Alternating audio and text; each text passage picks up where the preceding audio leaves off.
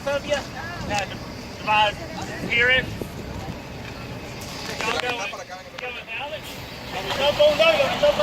Adiós, paisanos.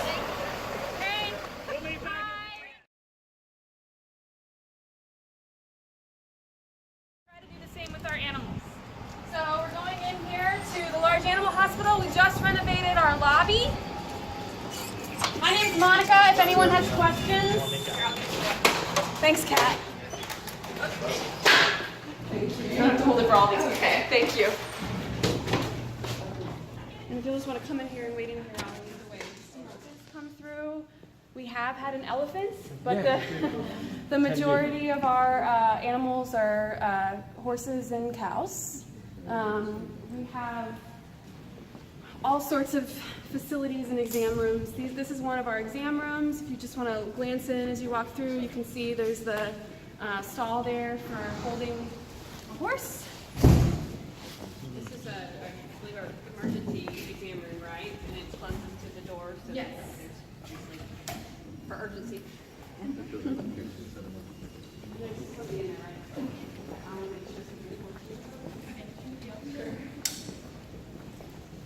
So there is a patient in this room, so no photos in here, please. But they're working, just peek in as you walk by, but try to minimize distraction for them. Yet another entrance. Yes, ma'am. Can we? Yeah, we're doing. We do have out here. We have a lameness pad that allows them to look at horses and check their gait. So let's take a peek. And you guys can see.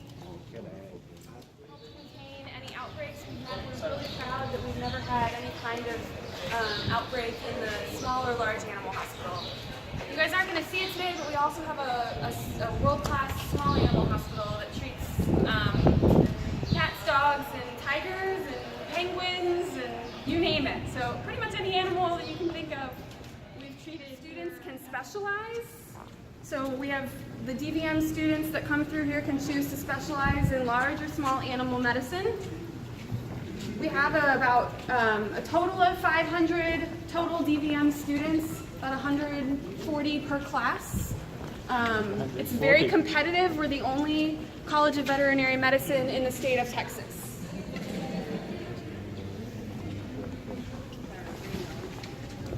The hospital has its own pharmacy with pharmacists on staff.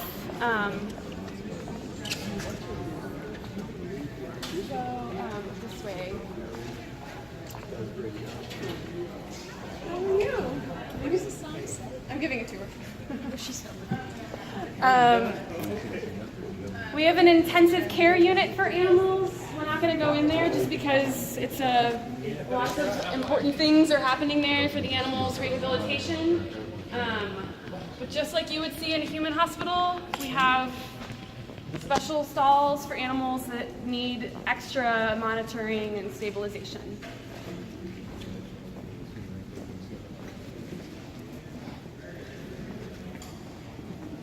This is one of our surgery suites. You can peek in, you cannot go in again, I'm sorry. It's got, it required special surgical attire, and obviously none of us are in our scrubs today. But we do all kinds of operations here on large. Obviously we're in the large animal. Another surgery bay.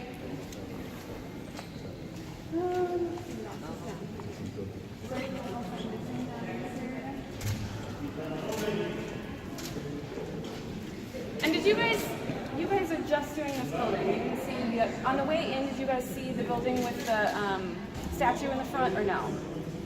So we have another facility on campus that's just where the students have their classes and their labs. We just finished it in 2016. We're really proud of it. It's an impressive facility where the students can, let's slide this way so this group can get past.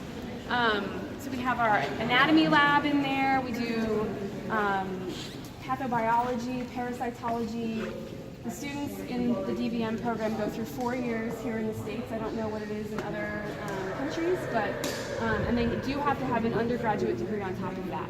And then some of them can continue to specialize. So a lot of the students and the faculty here are specialists. So the guy who introduced you guys, he specializes in theriogenealogy.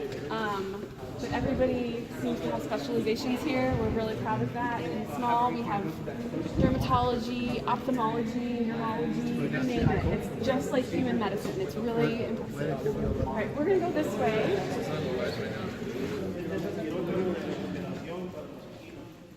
Farriers that work on the horses. Out actually where we saw the lameness pad, that's where they do the farrier work, over there. We're going to go this way. In addition to radiology here, we also have a state-of-the-art diagnostic imaging center on campus. It's actually just a building over with an MRI that can actually look at horses. And we're really proud of it because it's extremely fast. And because of that, we don't have to anesthetize the horses for very long. It takes, I think it's like 4,000 slices per minute or something, or per second rather. It's really fast. So that prevents animals from having to be sideways for too long, which is important for equine cases. We're gonna go this direction. Are there any questions so far? Am I talking slow enough? I'm sorry, I'm probably really fast for non-native English speakers. A lot of information. It is. It It is. Thank you. Yeah, absolutely. So this is where we do our x-rays. One of the challenges with large animal medicine is, as you probably know, is equipment that is able to take care of the animal on the floor and allow them to get a good view without having to be lifted. So we do some lifting, but Catherine, did you have something to add? Well, we're actually working right now on finding funding for a food animal hoist because currently some of our clinicians are doing surgery and exams on their knees because they have some equipment to lay the animals down, but they are trying to find a hoist table where they can not have to wear knee pads while they're treating these animals. So it's one of our priorities. Taking care of our food animals.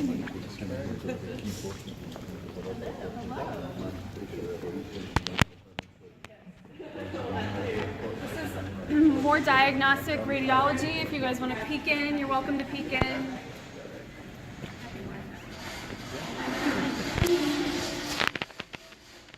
Catherine, did I miss the food animal? No, this is it. This is it. Okay, thanks. We can go in? Yes. Okay. You can't go down into the warren, but you can go into it. Okay. We have an entire unit devoted to food animal. And I know they were working on a cow back there, a longhorn, so we'll just kind of try to look at it but not get too close because they're doing some procedures.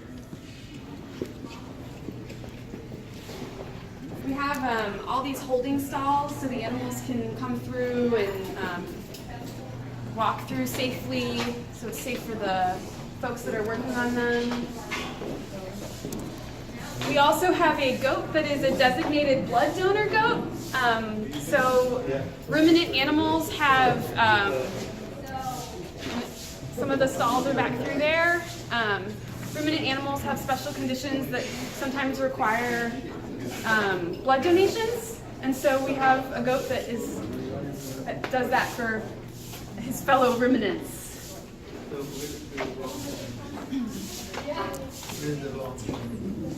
The longhorn's actually this way. The longhorn has been put up, I apologize, but Google is wonderful, so you can see a Texas longhorn.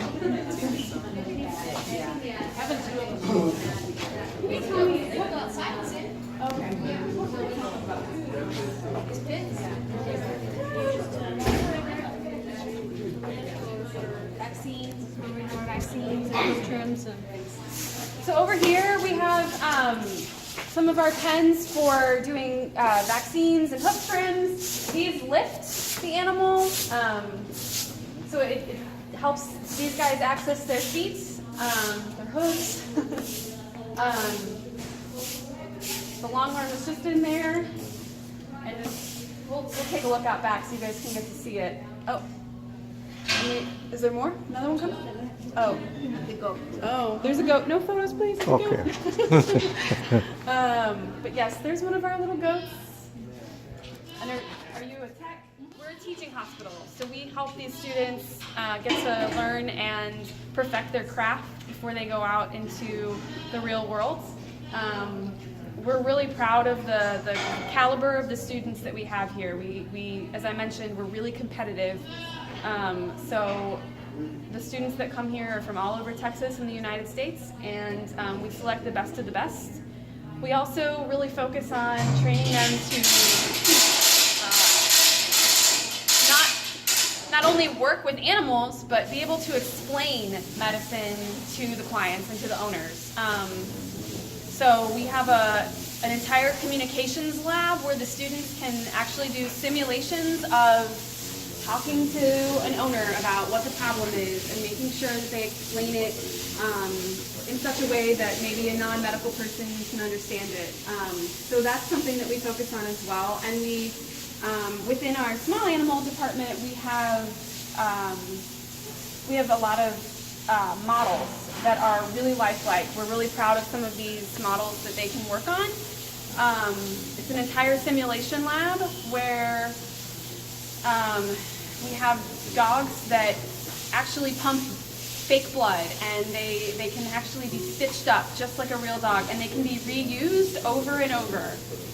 So that allows students to get to perform surgeries and experience it before they have to go on the real thing, which can be pretty daunting for a young veterinary student. Catherine, do you think we should go this way or back out that way? Maybe back that way. They get cataracts really easily, so the Houston Zoo actually brings some of their penguins here for treatments. Yes. One other thing that I should mention that we're really proud of that's not specific to the large animal hospital, but that's part of the college, we have an entire veterinary emergency team. So one of the major news stories this last year here in Texas was we had Hurricane Harvey back in August. I'm sure it made news all over the world, and it was really awful. Our mobile unit went down to that area, and they made sure that all the search and rescue dogs were taken care of. They worked with Texas Task Force 1 and 2 to make sure that everyone there was safe, and then they also helped some of the animals in the area that were affected by it. And here in College Station, we had a couple horses that were trapped in flood water. We had floods here, so they were able to save those animals, and a lot of the animals were kept here. We kept a bunch of horses. I think we kept like 40 horses or something here during that that were separated from their owners, and we were able to reunite a lot of them. So, and this was also actually during Hurricane Rita, which years ago, this facility was used as like an emergency station for a bunch of people, actually, to stay and sleep and keep their animals here, right? Yeah. Okay. I think it said a shelter considered 20 animals. Yeah, so we really try to serve the state of Texas. We also have incredible cancer treatment and research program. Part of what happens in that diagnostic imaging center that I mentioned is radiation. We do chemotherapy. So we do, if there's a human condition, we have the animal counterpart, and we can treat it. You asked me one other question.